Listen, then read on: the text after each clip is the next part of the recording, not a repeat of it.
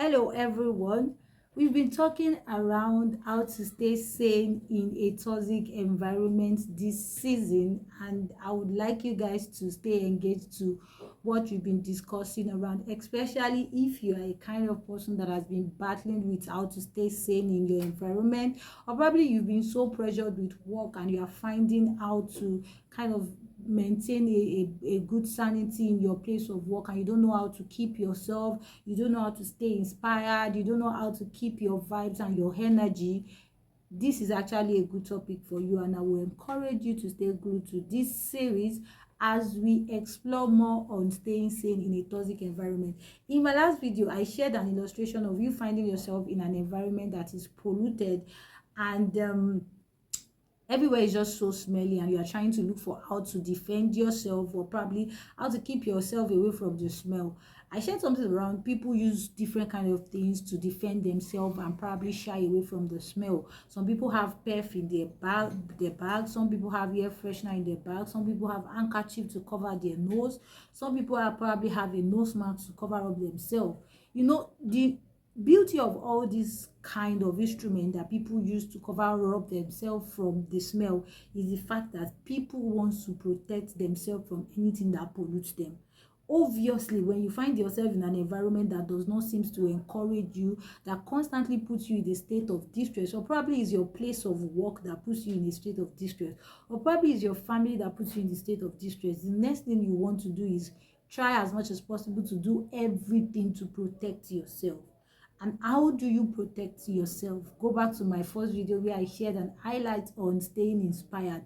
Today I am going to be sharing more highlights on the number 2 of how to stay sane, which is being firm on defining yourself. How do you define yourself? There are only 3 ways in which you can bring a definition for who you are, and that is: number 1, define yourself like, who am I?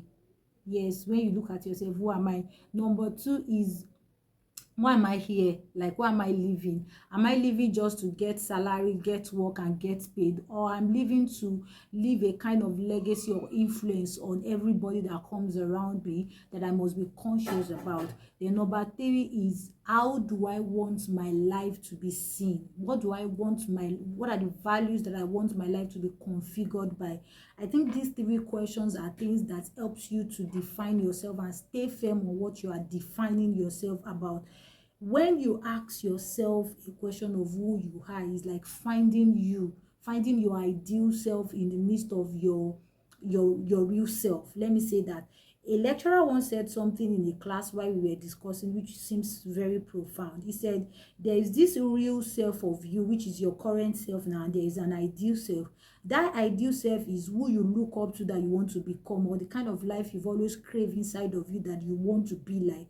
So the distance between your ideal self and your real self is you reminding yourself and working towards becoming your ideal self, irregardless of your real self.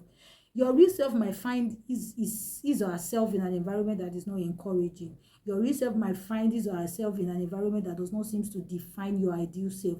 Or even your real self might find yourself in an environment that doesn't even look like your ideal self is ever going to come to pass. But irregardless, you must constantly remind yourself of your ideal self in order to come to that space of your ideal self.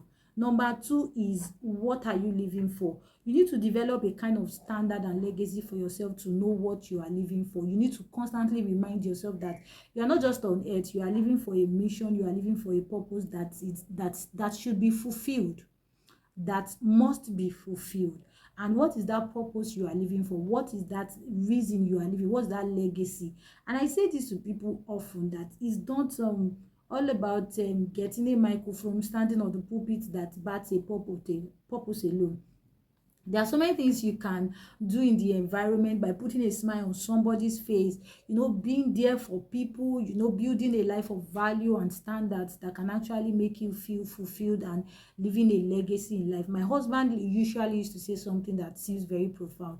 He says that he just wants to live a life whereby wherever he gets to, and he mentioned that he's Gideon Taiwo, people respect him for a reputable character. And me seeing him live that kind of standard is something that I so much really bless God about in his life, because he already had a core value or a legacy of how he wants his life to be lived. he defined himself by that and he stayed firm on it irregardless. Then number three is the what are your core values? What are the things you want to live by? When you live by a particular core values in life, it really helps you a lot.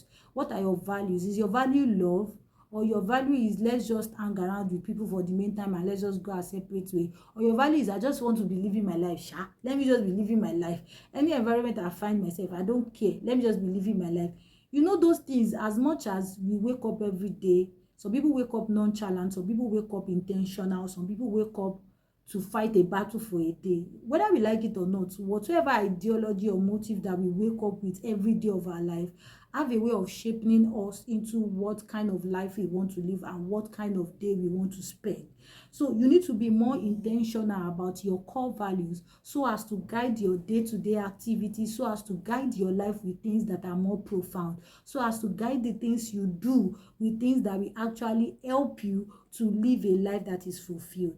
In my first section, I said staying inspired. In my second section, I discussed around staying firm on defining who you are. I hope with these little tips, you'll be able to define yourself that this is who I am, this is how I want to be remembered, this is how I want to live my life.